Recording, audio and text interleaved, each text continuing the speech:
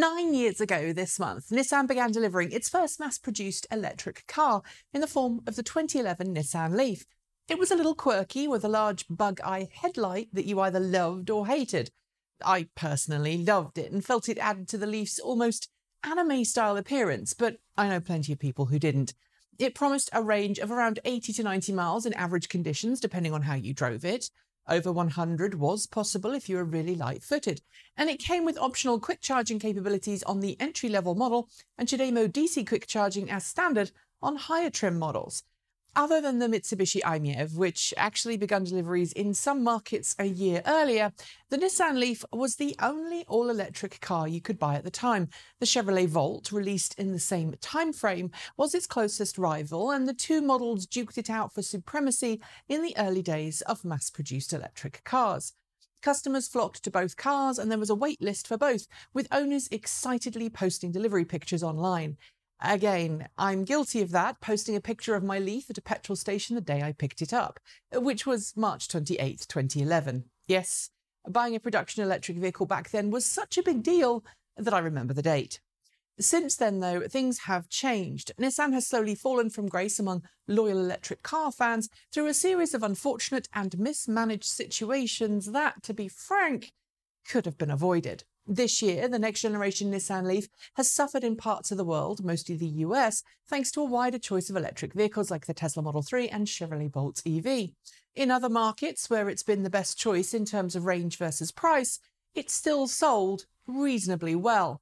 But after the original premature aging due to heat capacity loss debacle in Arizona back in 2013, which resulted in a class action lawsuit against Nissan, the disappointing battery specifications and range of the 2018 Nissan Leaf, and the Rapidgate debacle of earlier this year, not to mention the quiet price hike in replacement battery costs for original Nissan Leafs, well, many former Nissan EV owners are now distrustful and frustrated with a company that was once their saviour. In less than 2 weeks' time, Nissan is expected to unveil its long-awaited Nissan Leaf E+, a longer-range, more performance-oriented sibling to the second-generation Leaf.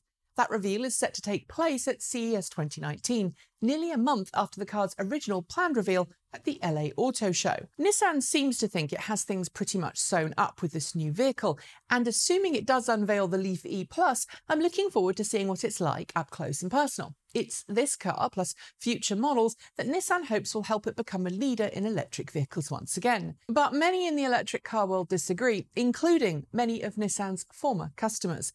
So what exactly does Nissan need to do in order to win back the hearts and minds of EV fans and its former customers? What does it need to offer to get people buying Nissan electric cars again? First up, Nissan needs to sort out its battery pack design. To date, every automaker which has chosen to use passive or active forced air cooling has suffered more noticeable battery degradation in its electric car battery packs than automakers which have chosen to use liquid-based active cooling. Nissan, for some reason, seems to be stubbornly refusing to accept this, despite overwhelming evidence that it's true, and it's costing the company customers because nobody wants to buy a car that suffers large battery degradation over a short period of time. Second, Nissan needs to sort out its charging times. As longer-range cars come to market, 50 kilowatts isn't cutting it anymore, especially on a battery pack that needs to thermally throttle itself in the high teens or low 20s to safely charge. Third, Nissan needs to embrace its existing owners more and support the battery replacement for existing customers. Right now, the battery pack in the Nissan Leaf is a consumable that has to be replaced at some point. It needs to be replaced more frequently than an engine would be. Allowing customers an affordable upgrade path is essential if people are to keep their Leafs happy beyond 10 years of ownership. And yes, while the original owner may have sold their car on, the lack of affordable upgrade path is putting many potential used car customers off Nissan. Finally, Nissan needs to ensure that its cars offer a range of options to suit all budgets. Right now, automakers are generally focusing towards high-end models and markets, but Nissan, which has been working on electric cars for more than a decade now, needs to start embracing more affordable models. Its entry-level Leaf S was incredibly popular when it launched in 2012 because it offered a cheaper point of entry for those who wanted to drive electric without the bells and whistles of the higher-end models.